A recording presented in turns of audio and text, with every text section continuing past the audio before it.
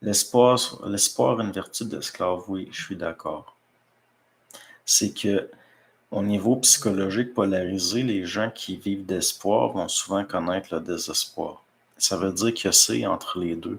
De la même façon que les gens qui ont une croyance, c'est lié à la polarité avec le doute. C'est pour ça que vous allez avoir des gens souvent qui vont dire j'ai la foi, mais j'ai des périodes de doute. C'est pareil avec les gens qui sont dans l'espoir. Ils vont avoir des périodes de désespoir. On peut rapprocher ça de ce que je parlais plus tôt, là, les maniaco-dépressifs, là, si vous voulez, les bipolaires qui ont des phases qui vont d'un pôle à l'autre.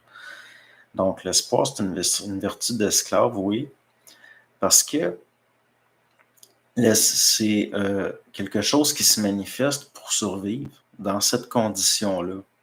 Mais l'esprit essaie qu'il y ait une intégration du réel derrière, mais comme ça se psychologise, il va y avoir des périodes de désespoir. Ça va prendre cette forme-là. La souffrance, c'est de l'information. La souffrance, c'est de l'information. Toujours. L'affaire, c'est quelle forme ça prend.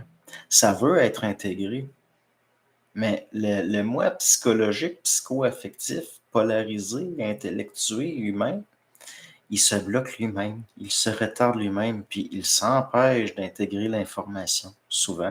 Il va retourner dans l'espoir, parce qu'il ne veut pas intégrer sa condition d'esclave. Puis pour l'endurer, ça prend de l'espoir. Fait qu'il passe d'espoir, désespoir. Ça doit être insupportable. Ça crée un stress à long terme, puis ça fait vieillir ça. Donc, c'est pas pour rien qu'il y a des gens qui ont mon âge, puis ils paraissent plus vieux pas mal. Je vois l'espoir comme ne pas vouloir voir la réalité en face et de trouver des solutions, c'est ça. Ce que j'expliquais, c'est pour endurer la condition de l'ego qui est passif face à l'expérimental. Il n'est pas créatif. Donc, il faut qu'il endure sa condition.